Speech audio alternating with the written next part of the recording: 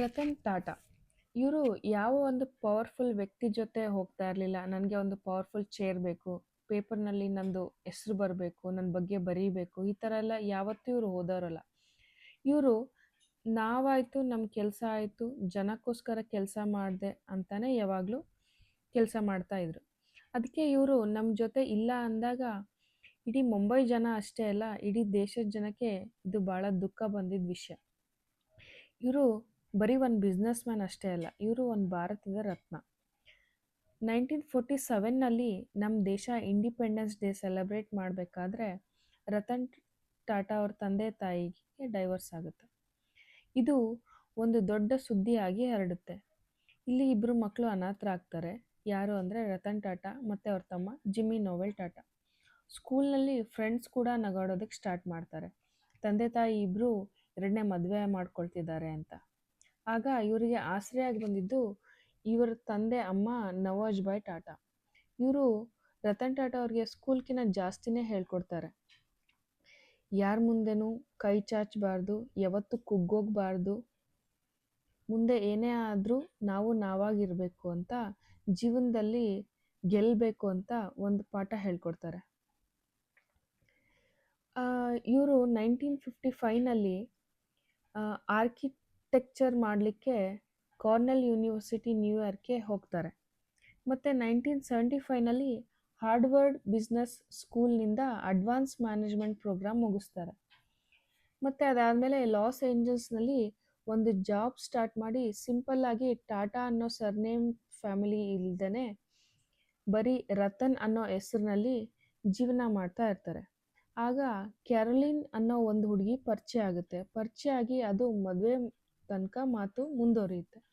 ರತನ್ ಟಾಟಾಗೆ ಒಬ್ಬ ಸಾಮಾನ್ಯ ಜನರ ಥರ ಜೀವನ ಮಾಡಬೇಕು ಅಂತ ಆಸೆ ಇರುತ್ತೆ. ಒಂದಿನ ಸಡನ್ನಾಗಿ ಇಂಡಿಯಾದಿಂದ ಫೋನ್ ಕಾಲ್ ಬರುತ್ತೆ, ನಿಮ್ಮ ಅಜ್ಜಿ ಹುಷಾರಿಲ್ಲ, ನೀವು ಬರಲೇಬೇಕು ಅಂತ. 7 ವರ್ಷ ಆದಮೇಲೆ ಇಂಡಿಯಾಗೆ ಬರ್ತಾರೆ ರತನ್ ಟಾಟಾ. ಅಜ್ಜಿ ಸ್ವಲ್ಪ ಆರಾಮಾಗ್ತಾರೆ. ರತನ್ ಟಾಟಾಗೆ ಬಂದ ಮೇಲೆ ಸ್ವಲ್ಪ ದಿನಕ್ಕೆ ಇಂಡಿಯಾ ಚೈನಾ ವಾರ್ ಸ್ಟಾರ್ಟ್ ಆಗುತ್ತೆ. ಲಾಸ್ ಏಂಜಲ್ಸ್ನಲ್ಲಿ 19 ವರ್ಷದ ಕ್ಯಾರೋಲಿನ್ ಇಂಡಿಯಾಗೆ ಬರೋದಕ್ಕೆ ಟ್ರೈ ಮಾಡ್ತಾರೆ. ಆದರೆ ಅವ್ರ ತಂದೆ ತಾಯಿ ವಾರ್ ಟೈಮ್ನಲ್ಲಿ ಇಂಡಿಯಾಗೆ ಕಳಿಸ್ಲಿಕ್ಕೆ ರೆಡಿ ಇರಲ್ಲ, ಏಕೆಂದರೆ ಈ ಒಂದು ಟೈಮ್ ಸೇಫ್ ಅಲ್ಲ ಅಂತ. ಹಾಗಾಗಿ ರತನ್ ಟಾಟಾ ಮತ್ತು ಕ್ಯಾರೋಲಿನ್ನ ಮೀಟ್ ಆಗೋದೇ ಇಲ್ಲ. ಕ್ಯಾರೋಲಿನ್ ಇಂಡಿಯಾಕ್ಕೆ ಬರೋದಿಲ್ಲ, ರತನ್ ಟಾಟಾ ಕೂಡ ಲಾಸ್ ಏಂಜಲ್ಸ್ಗೆ ಹೋಗೋದಿಲ್ಲ. ಅದಾದಮೇಲೆ JRD ಟಾಟಾ ರತನ್ ಟಾಟಾಗೆ ಜಮ್ಶೆಡ್ಪುರ್ಗೆ ಹೋಗಿ ಕೆಲಸ ನೋಡ್ಕೊಳ್ಳೋಕೆ ಹೇಳ್ತಾರೆ.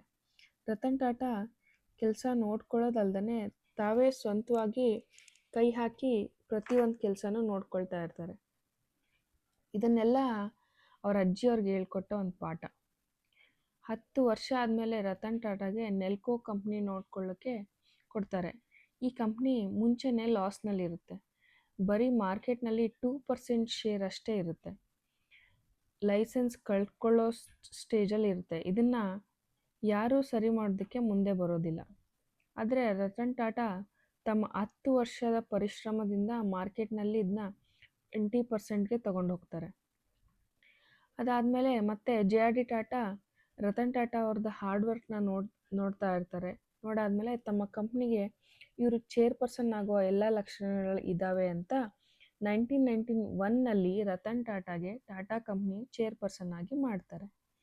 ಅದಾದಮೇಲೆ ಸ್ವಲ್ಪ ಚೇಂಜಸ್ ಮಾಡಬೇಕು ಕಂಪ್ನಿನಲ್ಲಿ ಅಂತ ಲಾಸ್ನಲ್ಲಿರೋ ಕಂಪ್ನಿಗಳನ್ನ ಕ್ಲೋಸ್ ಮಾಡಿ ಮತ್ತು ಪ್ರೆಸೆಂಟ್ ಅಂದರೆ IT groups, biotechnology group, telecom groups ಇವುಗಳನ್ನ ಓಪನ್ ಮಾಡಿ ಒಂದು ದೊಡ್ಡ ಮಟ್ಟಕ್ಕೆ ತೆಗೆದುಕೊಂಡು ಹೋಗಬೇಕು ಅಂತ ರತನ್ ಟಾಟಾ ಅವ್ರದ್ದು ಪ್ಲ್ಯಾನ್ ಇರುತ್ತೆ. ಇದನ್ನು ಎಲ್ಲ ಸಕ್ಸಸ್ ಮಾಡೋಕ್ಕೆ ನಾವೆಲ್ಲ ಗ್ರೂಪ್ ಆಗಿ ಕೆಲಸ ಮಾಡಬೇಕು ಅಂತ ಇರ್ತಾರೆ. ಆದರೆ ಅವ್ರ ಬೋರ್ಡ್ ಮೆಂಬರ್ಸ್ ಇವರನ್ನು ಬಹಳ ಈಸಿಯಾಗಿ ತಗೊಳ್ತಾರೆ. ರತನ್ ಟಾಟಾನ ನಮ್ಮ ಕೈನಲ್ಲಿ ಆಟ ಆಡಿಸ್ಬೋದು ಅಂತ ಅಂದ್ಕೊತಿರ್ತಾರೆ. ಆದರೆ ಈಗ ನಿಜವಾದ ಆಟ ಸ್ಟಾರ್ಟ್ ಆಗುತ್ತೆ ಅಂತ ಅವ್ರಿಗೆ ಗೊತ್ತಿರೋದಿಲ್ಲ. ಸ್ವಲ್ಪ ದಿನದಲ್ಲೇ JRD ಟಾಟಾ ನವಂಬರ್ 29, 1993ನಲ್ಲಿ ಹೃದಯದ ಪ್ರಾಬ್ಲಮಿಂದ ತೀರಿ ಹೋಗ್ತಾರೆ. ರತನ್ ಟಾಟಾಗೆ 95 ಕಂಪ್ನಿಗಳ ಜವಾಬ್ದಾರಿ ಒಂದೇ ಸಲ ಬಂದ್ಬಿಡುತ್ತೆ. ರತನ್ ಟಾಟಾ ಪ್ರೆಸ್ ಕಾನ್ಫರೆನ್ಸ್ ಮಾಡೋದಿಲ್ಲ, ಯಾರಿಗೂ ಇನ್ಫಾರ್ಮ್ ಮಾಡೋದಿಲ್ಲ. ಡೈರೆಕ್ಟಾಗಿ ಬೋರ್ಡ್ ಮೀಟಿಂಗ್ನಲ್ಲಿ ಒಂದು ಹೊಸ ಕಡ್ಡಾಯವಾದ ರೂಲ್ಸ್ ಮಾಡ್ತಾರೆ, ರಿಟೈರ್ಮೆಂಟ್ ರೂಲ್ ಅಂತ. ಆ ರಿಟೈರ್ಮೆಂಟ್ ರೂಲಲ್ಲಿ 2 ರೂಲ್ ಇರುತ್ತೆ. ಸ್ಟ್ಯಾಂಡರ್ಡ್ ಎಕ್ಸಿಕ್ಯೂಟಿವ್ ರಿಟೈರ್ಮೆಂಟ್ ರೂಲ್ ಅಂದರೆ 65 ಇಯರ್ಸ್ ಒಳಗಡೆ ಇದ್ದವರು ಮಾತ್ರ ಈ ಕಂಪ್ನಿನಲ್ಲಿ ಕೆಲಸ ಮಾಡಬೇಕು ಅಂತ. ಮತ್ತು ಇನ್ನೊಂದು ನಾನ್ ಎಕ್ಸಿಕ್ಯೂಟಿವ್ ಡೈರೆಕ್ಟಿಂಗ್ ರಿಟೈರ್ಮೆಂಟ್ ರೂಲ್ ಅಂತ. ಇದು 70 ಇಯರ್ಸ್ ಒಳಗಡೆ ಇರೋರು ಮಾತ್ರ ಕಂಪ್ನಿನಲ್ಲಿ ವರ್ಕ್ ಮಾಡಬೇಕು ಅಂತ. ರತನ್ ಟಾಟಾ ಖುದ್ದು 75 ವರ್ಷ ಇರುವಾಗ ಅಂದರೆ 2012ನಲ್ಲಿ ಕಂಪ್ನಿಯಿಂದ ರಿಟೈರ್ಮೆಂಟ್ ತಗೋತಾರೆ. ಈ ಒಂದು ರತನ್ ಟಾಟಾ ಮಾಡಿದ ರೂಲು 3 ತಲೆಮಾರಿನಿಂದ ಕಂಪ್ನಿನಲ್ಲಿ ಕೆಲಸ ಮಾಡ್ತಿರೋರು ಹೊರಗಡೆ ಬರ್ತಾರೆ. ಇದರಲ್ಲಿ ಮೋದಿ ಅನ್ನುವ ಒಬ್ಬ ಮ್ಯಾನೇಜಿಂಗ್ ಡೈರೆಕ್ಟರ್ ಪ್ರೆಸ್ ಮೀಟ್ ಕರೆದು ಟಾಟಾ ಕಂಪ್ನಿ ಇನ್ನು ಮುಂದೆ ಬೆಳೆಯೋದಿಲ್ಲ, ಈ ಕಂಪ್ನಿನಲ್ಲಿ ಬರೀ ಜೋಕರ್ಸ್ ಉಳ್ಕೊಂಡಿದ್ದಾರೆ ಅಂತ ಹೇಳ್ತಾರೆ. ಅದೇ ವರ್ಷ 1993ನಲ್ಲಿ ಇಂಡಿಯಾದ ಜನರಿಗೋಸ್ಕರ ಒಂದು ಕಾರ್ನ ರೆಡಿ ಮಾಡಬೇಕು ಅಂತ ಯೋಚನೆ ಮಾಡ್ತಾರೆ ರತನ್ ಟಾಟಾ. ಆದರೆ ಅದು ಅಷ್ಟು ಸುಲಭ ಅಲ್ಲ. ಕರೆಕ್ಟಾಗಿದ್ದರೆ ಇಂಜಿನ್ ಸಿಗ್ತಾ ಇರಲಿಲ್ಲ, ಡಿಸೈನ್ ಪದೇ ಪದೇ ಚೇಂಜ್ ಮಾಡ್ತಾರೆ, ಡ್ಯಾಶ್ ಬೋರ್ಡ್ ಕೂಡ ಭಾಳ ಸಲ ಚೇಂಜ್ ಮಾಡ್ತಾರೆ. ಕೊನೆಗೆ 6 ವರ್ಷಗಳ ನಂತರ ಒಂದು ಮಾಡೆಲ್ ರೆಡಿ ಆಗುತ್ತೆ 1999ನಲ್ಲಿ. ಅದೇ ಟಾಟಾ ಇಂಡಿಕಾ. ಒಂದೇ ದಿನದಲ್ಲಿ 1,15,000 ಕಾರ್ ಬುಕ್ಕಿಂಗ್ ಆಗುತ್ತೆ. ರತನ್ ಟಾಟಾನ ಜೋಕರ್ ಅಂದವ್ರಿಗೆಲ್ಲ ಒಂದೇ ದಿನದಲ್ಲಿ 1,15,000 ಕಾರ್ ಬುಕ್ಕಿಂಗ್ ಆಗುತ್ತೆ. ರತನ್ ಟಾಟಾನ ಜೋಕರ್ ಅಂದವ್ರಿಗೆಲ್ಲ ಇದು ಒಂದು ಮುಖಕ್ಕೆ ಹೊಡೆಯುವಂಥ ವಿಷಯ. ಆದರೆ ಸ್ವಲ್ಪ ದಿನಗಳಲ್ಲೇ ಇಂಡಿಕಾ ಕಾರ್ನಲ್ಲಿ ಟೆಕ್ನಿಕಲ್ ಇಶ್ಯೂ ಸ್ಟಾರ್ಟ್ ಆಗುತ್ತೆ. ಅದನ್ನು ಡಿಸ್ಕಸ್ ಮಾಡಲಿಕ್ಕೆ ಅಂತ ಅಮೇರಿಕದ ಫೋರ್ಡ್ ಕಂಪ್ನಿಗೆ ಹೋಗ್ತಾರೆ. ಅಲ್ಲಿ ಕಾರ್ ಪ್ರಾಬ್ಲಮ್ ಮಾತಾಡ್ದೇನೆ ಟಾಟಾ ಕಂಪ್ನಿ ಬಗ್ಗೆ ನಗಾಡೋದಕ್ಕೆ ಸ್ಟಾರ್ಟ್ ಮಾಡ್ತಾರೆ. ರತನ್ ಟಾಟಾ ಒಂದು ವರ್ಡ್ ಮಾತಾಡ್ದಲೇ ಆಫೀಸ್ನಿಂದ ಎದ್ದು ಹೊರಗಡೆ ಬರ್ತಾರೆ. ಆದರೆ ಅದರಲ್ಲಿ ಇನ್ನೂ ನಾನು ಏನೋ ಸಾಧಿಸ್ಬೇಕು ಅನ್ನೋ ಒಂದು ಛಲ ಹುಟ್ಟುತ್ತೆ ರತನ್ ಟಾಟಾಗೆ. ಅದಾದಮೇಲೆ ಒಂದು ಮ್ಯಾಜಿಕ್ ಅಲ್ಲ, ಹೊಸ ಹಿಸ್ಟ್ರಿನೇ ಹುಟ್ಕೊಡುತ್ತೆ. Ratan Tata foreign company brand ಆದ ಟೆಟ್ಲೆ ಗ್ರೀನ್ ಟೀ ಲಂಡನ್ ಬ್ರಿಟನ್ದು ಖರೀದಿ ಮಾಡ್ತಾರೆ. ನಾವು ಇಂಡಿಯಾದವರು ಯಾರಿಗೂ ಕಮ್ಮಿ ಇಲ್ಲ ಅಂತ ತೋರಿಸ್ತಾರೆ. 21 ಕೋಟಿ ಕೊಟ್ಟು ತಗೋತಾರೆ. ಇದು ಇಡೀ ವರ್ಲ್ಡ್ಗೆ ಇಂಡಿಯಾದ ಕಡೆ ತಿರುಗಿ ನೋಡುವಂಥ ವಿಷಯ. ಆದರೆ ರತನ್ ಟಾಟಾಗೆ ಗೊತ್ತಿತ್ತು ಇದು ಒಂದು ಟ್ರೇಲರ್ ಅಷ್ಟೇ ಅಂತ. 2006ನಲ್ಲಿ ರತನ್ ಟಾಟಾ 12,000 ಬಿಲಿಯನ್ ಕೋಟಿ ಕೊಟ್ಟು ಬ್ರಿಟಿಷ್ ಕಂಪ್ನಿ ಕೋರಸ್ ಸ್ಟೀಲ್ ಗ್ರೂಪ್ಸ್ನ ಖರೀದಿ ಮಾಡ್ತಾರೆ. ಈ ಕಂಪ್ನಿ ರತನ್ ಟಾಟಾ 2010ನಲ್ಲಿ ಹೊಸ ಹೆಸರು ಮಾಡ್ತಾರೆ. ಏನು ಅಂದರೆ ಟಾಟಾ ಸ್ಟೀಲ್ ಯುರೋಪ್ ಅಂತ ಹೆಸರನ್ನು ಚೇಂಜ್ ಮಾಡ್ತಾರೆ.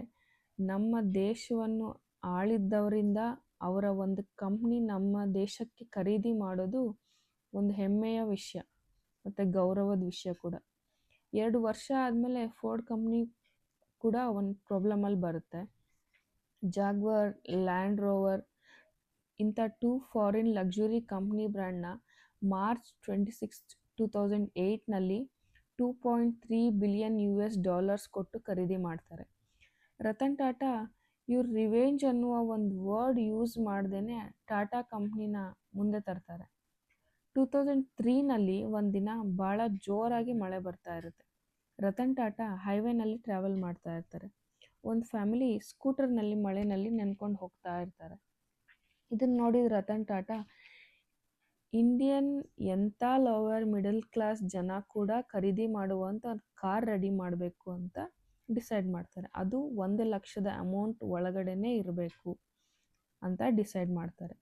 ಆದ ಕಾರಣ ವೆಸ್ಟ್ ಬೆಂಗಾಲ್ನಲ್ಲಿ 177 ಎಕರೆ ಜಾಗ ಖರೀದಿ ಮಾಡ್ತಾರೆ ನ್ಯಾನೋ ಕಾರ್ ಪ್ರೊಡಕ್ಷನ್ನ ಸ್ಟಾರ್ಟ್ ಮಾಡಬೇಕು ಅಂತ.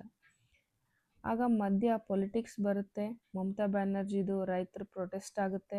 ರತನ್ ಟಾಟಾ ಭಾಳ ಮೀಟಿಂಗ್ಸ್ ಮಾಡ್ತಾರೆ, ಪೊಲಿಟಿಕಲ್ ಲೀಡರ್ಸ್ ಜೊತೆ ಮಾತಾಡ್ತಾರೆ, ಏನೂ ಯೂಸ್ ಆಗೋದಿಲ್ಲ. ಕೊನೆಗೆ ಇದು ಗೊತ್ತಾದ ನರೇಂದ್ರ ಮೋದಿ ಅವರು ರತನ್ ಟಾಟಾ ಜೊತೆ ಮೀಟಿಂಗ್ ಮಾಡಿ ಗುಜರಾತ್ನಲ್ಲಿ ಮೋದಿ ಅವರು ಕೊಟ್ಟ 1100 ಎಕರೆ ಜಾಗದಲ್ಲಿ ನ್ಯಾನೋ ಕಾರ್ ಪ್ರೊಡಕ್ಷನ್ನ ಸ್ಟಾರ್ಟ್ ಮಾಡ್ತಾರೆ. ರಾತ್ರಿ ಗುಜರಾತ್ಗೆ ಶಿಫ್ಟ್ ಮಾಡ್ತಾರೆ ರತನ್ ಟಾಟಾ. ಅವ್ರದ್ದು ಕಂಪ್ನಿದೇನು ಪ್ರೊಡಕ್ಷನ್ ಏನು ಪ್ರತಿಯೊಂದನ್ನು ಶಿಫ್ಟ್ ಮಾಡ್ತಾರೆ. 2008ನಲ್ಲಿ 26 ನವಂಬರ್ ತಾಜ್ ಹೋಟೆಲ್ ಮೇಲೆ ಪಾಕಿಸ್ತಾನವರು ಅಟ್ಯಾಕ್ ಮಾಡ್ತಾರೆ. ಪಾಕಿಸ್ತಾನಿ ಅವ್ರು ಮುಂಬೈನಲ್ಲಿ ಅಟ್ಯಾಕ್ ಮಾಡೋದಕ್ಕೆ ಕಾರಣ ಅಂದರೆ main target Taj hotel palace. ಇದು ಜಮ್ಶೆಡ್ ಟಾಟಾ ಅವ್ರು ಕಟ್ಟಿದ್ದು 1903ನಲ್ಲಿ. ಸತತವಾಗಿ 65 ಅವರ್ಸ್ ಅಟ್ಯಾಕ್ ಆಗುತ್ತೆ. ಅಂದರೆ 23 ದಿನ. 28ರಿಂದ 36 ಜನ ಸತ್ತು ಹೋಗ್ತಾರೆ. 40ರಿಂದ 50 ಜನಗಳಿಗೆ ಗಾಯ ಆಗುತ್ತೆ. ರತನ್ ಟಾಟಾ ಹೊರಗಡೆ ನಿಂತು ಕಣ್ಣಲ್ಲಿ ನೀರು ತುಂಬಿಕೊಂಡಿರ್ತಾರೆ. ನನ್ನ ಜನಕ್ಕೆ ಗಾಯ ಆಗ್ತಿದೆ, ನೋವಾಗ್ತಿದೆ, ಬೆಂಕಿನಲ್ಲಿ ಬೇಯ್ತಾ ಇದ್ದಾರೆ ಅಂತ. ಇದಾದಮೇಲೆ ಯಾವುದೇ ಪ್ರೆಸ್ ಕಾನ್ಫರೆನ್ಸ್ ಮಾಡ್ದೇ, ಯಾರಿಗೂ ಇನ್ಫಾರ್ಮ್ ಮಾಡ್ದಲ್ಲೇ ಹೋಟೆಲ್ನಲ್ಲಿ ಕೆಲಸ ಮಾಡ್ತಿದ್ದ ಪ್ರತಿಯೊಬ್ಬ ವ್ಯಕ್ತಿಯ ಮನೆಗೆ ಹೋಗಿ ಸಮಾಧಾನ ಮಾಡಿ ಲೈಫ್ ಟೈಮ್ ಸ್ಯಾಲ್ರಿ ಸಿಗೋ ಹಾಗೆ ಮಾಡ್ತಾರೆ. ಮಕ್ಕಳ ಎಜುಕೇಷನ್ ಫೀಸ್ ಏನಿರುತ್ತೆ ಟಾಟಾ ಗ್ರೂಪ್ಸ್ ಕಡೆಯಿಂದ ಸಿಗೋ ಹಾಗೆ ಮಾಡ್ತಾರೆ. ಮೆಡಿಕಲ್ ಪಾಲಿಸೀಸ್ ಸಿಗೋ ಹಾಗೆ ಮಾಡ್ತಾರೆ. ತಾಜ್ ಹೋಟೆಲ್ನಲ್ಲಿ ಅಲ್ಲದೇ ಬೇರೆ ಯಾರ್ಯಾರಿಗೆ ಈ 3 ದಿನಗಳಲ್ಲಿ ಪ್ರಾಬ್ಲಮ್ ಆಗಿರುತ್ತೋ ಅವ್ರಿಗೆಲ್ಲ ಟಾಟಾ ಗ್ರೂಪ್ಸ್ ಕಡೆಯಿಂದ ದುಡ್ಡಿನ ಸಹಾಯ ಮಾಡ್ತಾರೆ ರತನ್ ಟಾಟಾ.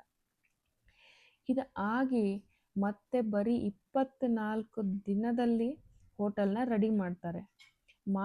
ಓಪನ್ ಮಾಡಿ ಇನಾಗ್ರೇಷನ್ ಮಾಡ್ತಾರೆ. ರತನ್ ಟಾಟಾ ಅವರಿಂದ ಅರ್ಥ ಮಾಡ್ಕೊಳ್ಳೋದೇನು ಅಂದರೆ ಟಾಟಾ ಗ್ರೂಪ್ ಯಾವುದೇ ಕಾರಣಕ್ಕೂ ಸೋಲೋದಿಲ್ಲ ಮತ್ತು ಎದ್ದು ಗಟ್ಟಿಯಾಗಿ ನಿಲ್ತಾರೆ ಅಂತ.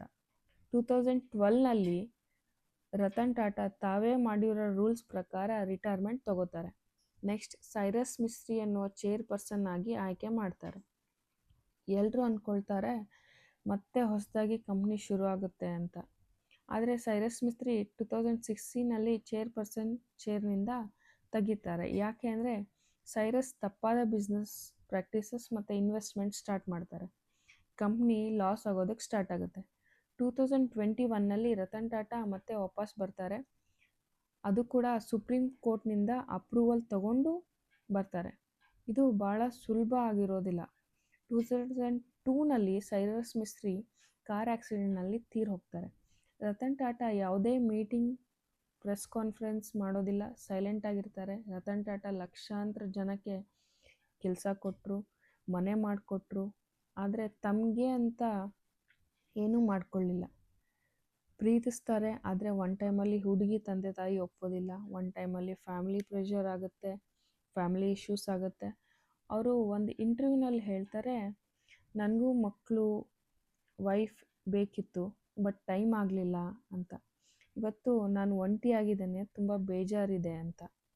ರಿಟೈರ್ಮೆಂಟ್ ಆದಮೇಲೆ ರತನ್ ಟಾಟಾ ಅವರೆಲ್ಲೇ ಹೋಗೋದಿದ್ರು ತಾವು ಒಬ್ಬರೇ ಡ್ರೈವ್ ಮಾಡ್ಕೊಂಡು ವಿತೌಟ್ ಡ್ರೈವರ್ ಇಲ್ದೇ ಹೋಗ್ತಾ ಇರ್ತಾರೆ. ಸ್ಟಾರ್ಟಪ್ಸ್ ಕಂಪ್ನಿನಲ್ಲಿ ಇನ್ವೆಸ್ಟ್ ಮಾಡ್ತಾರೆ. ಸಣ್ಣ ಎಂಟರ್ಪ್ರಿನರ್ನ ಮೀಟ್ ಮಾಡ್ತಾ ಇರ್ತಾರೆ. ಬೀದಿ ನಾಯಿಗಳನ್ನ ಪ್ರೀತಿ ಮಾಡಲಿಕ್ಕೆ ಶುರು ಮಾಡ್ತಾರೆ. ಒಂದಿನ ನಾಯಿಗೆ ಬ್ಲಡ್ ಡೋನರ್ ಬೇಕು ಅಂತ ಕೂಡ ಪೋಸ್ಟ್ ಮಾಡ್ತಾರೆ. ಇವ್ರ ಸಿಂಪ್ಲಿಸಿಟಿ ಯಾರು ಅಂದರೆ one and only Ratan Tata. Ratan Tata 7 October 2024ನಲ್ಲಿ ಬ್ರೀಚ್ ಕ್ಯಾಂಡಿ ಹಾಸ್ಪಿಟಲ್ಗೆ ಅಡ್ಮಿಟ್ ಆಗ್ತಾರೆ. ಮತ್ತು ಪೋಸ್ಟ್ ಕೂಡ ಮಾಡ್ತಾರೆ, ನಾನು ಆರಾಮಾಗಿದ್ದೇನೆ, ನನಗೆ ಏನೂ ತೊಂದರೆ ಇಲ್ಲ ಅಂತ ಹೇಳಿ ಒಂದು ಪೋಸ್ಟ್ ಹಾಕ್ತಾರೆ. ಮತ್ತು 9 ಅಕ್ಟೋಬರ್ 2024ನಲ್ಲಿ ಅಂದರೆ ಅವ್ರಿಗೆ 86 ಇಯರ್ಸ್ ಇರುವಾಗ ಇನ್ನು ನಮ್ಮ ಜೊತೆ ಇಲ್ಲ ಅನ್ನೋ ಒಂದು ಸುದ್ದಿ ಹೊರಗಡೆ ಬರುತ್ತೆ. ಮಿಲ್ಟ್ರಿ ಫೋರ್ಸ್ ಕಡೆಯಿಂದ ಗೌರವ ಸಿಗುತ್ತೆ ರತನ್ ಟಾಟಾ ಅವ್ರಿಗೆ. ಅವ್ರು ತೀರ್ ಹೋದ ದಿನ ಫ್ಯಾಕ್ಟ್ರಿ, ಆಫೀಸಸ್, ಸ್ಕೂಲ್ಗೆ, ಕಾಲೇಜ್ಗಳಿಗೆ ಎಲ್ಲ ರಜಾ ಕೊಡ್ತಾರೆ. ಇದೇ ರತನ್ ಟಾಟಾ ಅವರ ಸ್ಟೋರಿ.